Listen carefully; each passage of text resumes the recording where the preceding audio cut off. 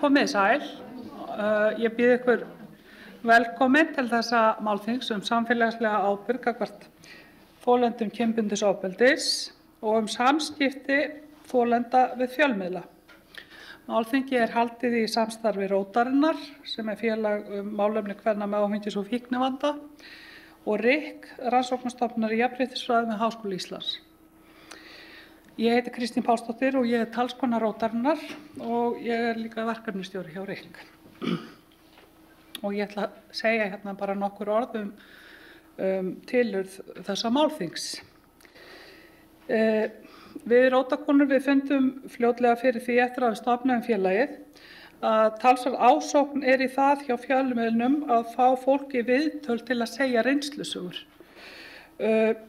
Og því ekki að leyna að slíkar sögur vekja oft mikla athygli og því freistandi að fara af stað og finna viðmælendur sem að þá í leiðinni vekja athygli á góðum málstað.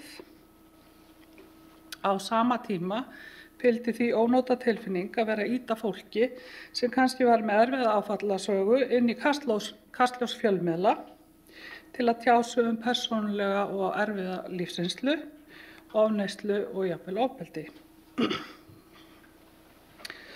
Eins virðist sú hugmynd vera á kreiki að það sé einhvers konar terapía að koma fram í fjölmiðlum og segja sína sögu. Jafnvel fyrir fólk sem lítið eða ekkert hefur unnið úr sínum áfallum. Berglind Guðmundsdóttir, yfirsálfræðingur á Landspítala, hefur bent á að þau áföll sem hafa alla jafna alvarlegastu áhrifin á heill og hamingju fólks eru kynferðisbrot. Ekki síst þau sem framin eru gagnvart börnum og ungu fólki. Nauðgun svo sá einstaki atburður sem mesta líkur eru á að valdi áfallastreitu röskun og konur í miklu meiri hluta þeirra sem glíma við hana. En af hverju höfum við Rótarkonur svona mikinn áhuga á þessum málefnum? Ástæða þess sú að konur sem glíma við fíknivanda eiga sér mjög margar áfallasögu og Ása Guðmundsdóttir, sem klínískur sálfræðingur, gerði rannsókn á aðstæðum kvenna í fíknimeðferð hér á landi árþúsundamótin og það eina slíka rannsóknin sem hér hefur verið gerð á reynslu kvenna af meðferð. En þess má líka geta að við hjá RIK erum sem sagt með rannsókn í gangi á reynslu kvenna af fíknimeðferð og fengum styrk úr jafnréttissjóði til að gera hana. Rannsókn Ásu sýndi að helmingur kvennanna í meðferðinni hafði orðið fyrir kynferðislegu ofbeldi í æsku. Almennt sýna rannsóknir að frá 70–90% kvenna sem leita sér meðferðar við fíkn hafa orðið fyrir ofbeldi og könnun á Vogi sem gerð var fyrir nokkrum árum sýndi svipaðar niðurstöður. Með þetta í huga fórum við að svipast eftir umfjöllun kosti þess og galla að opinbera áfallasögu sína í fjölmiðlum og fundum þá kanadískan bækling sem hlaut á íslensku heitið Ef fjölmiðlar hafa samband, leiðbeiningar fyrir brotaþola og aðstandendur sem við þýddum og gáfum út á síðasta ári. Það getur vissulega verið mjög valdeflandi að afhjúpa ofbeldi og það á engan hátt markmið Rótarinnar að taka þátt í þeirri þöggun sem ríkti og ríkir að vissu leyti enn kynbundið ofbeldi. Hins vegar viljum við leggja okkar að mörkum til þess að framfari umræðum það hvernig samfélagið fjallar kynbundið ofbeldi og við leggjum áherslu á að það þess sem fyrir ofbeldinu verður að ákveða hvar, hvenær, hvort og hvernig saga hans birtist opinberlega. Fórnarlömb kynbundins ofbeldis verða iðulega fyrir margföldu ofbeldi. Nýleg dæmi sýna að umfjöllun í fjölmiðlum getur bæði verið vægðarlaus og siðlaus og margir þættir hafa áhrif á það hvernig sá sem orðið hefur fyrir ofbeldi meðhöndlaður af fjölmiðlum, samfélagi og réttarvörslukerfi. Nýleg rannsókn Guðrúnar Katrínar Jóhannesdóttur, félagsfræðings, sýndi til dæmis að 2 stúlkur sem kærðu nauðgun hvor í sínu bæjarfélagi út á landi upplifðu það mikið mótlæti að þær fundu sig tilneyddar til að flytja burt úr bæjarfélagunum. Í rannsókn Guðrúnar kemur einnig fram hvernig viðhorf bæjarbúa kemur einnig fram hvernig valdastaða þolenda og gerenda innan viðkomandi bæjarfélags hafði áhrif á viðhorf bæjarbúa og þar opinberaðist sú tilhneiging að standa með valdamiklum gerendum eins og einnig var uppi á teningnum í máli Guðrúnar Ebbu sem að tala hér á eftir.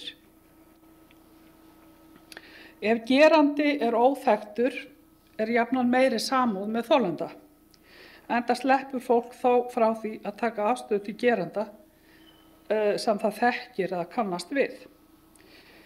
Kyn er annar þáttur sem hefur mikil áhrif og það kom skýrt í ljós þegar Hallgrímur Helgason opinberaði sína reynslu af kynferðisofbeldi og oft er talað að erfiðara sé fyrir karla að opinbera slíkar sögur en konur.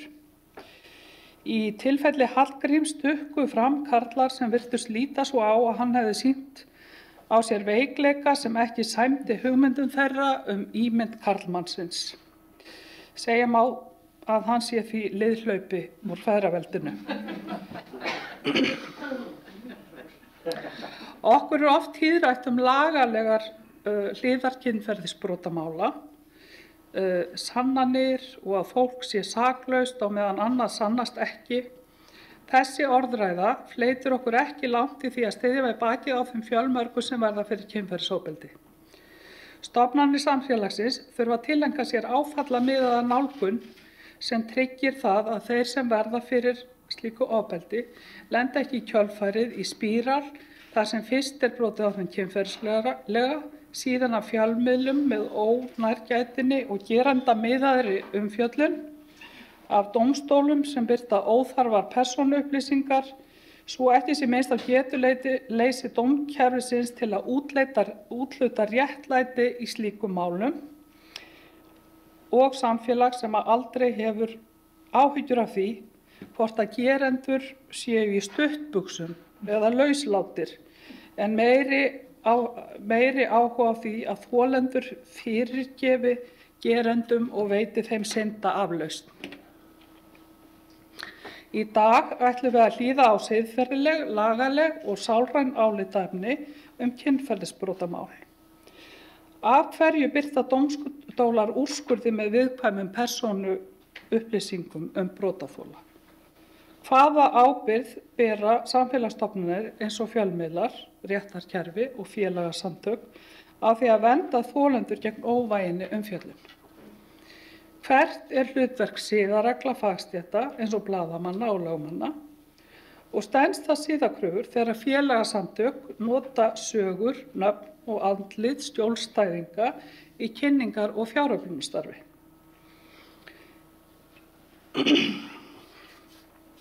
Fagna ber aukinni umræðu kynferðisbrot og þakka því hugrakka fólki sem sagt hefur sína sögu opinberlega. Hins vegar er ástæða til að vera vakandi fyrir hættunni sem fylgir því að berskjalda sig í litlu gerendavænu samfélagi eins og á Íslandi. Ég hlakka til að hlusta hér á frummælurnar sem að taka þátt í málþinginu og þakka þeim fyrir komuna og afhendi Mikael Torfasyni hér með fundarstjórn.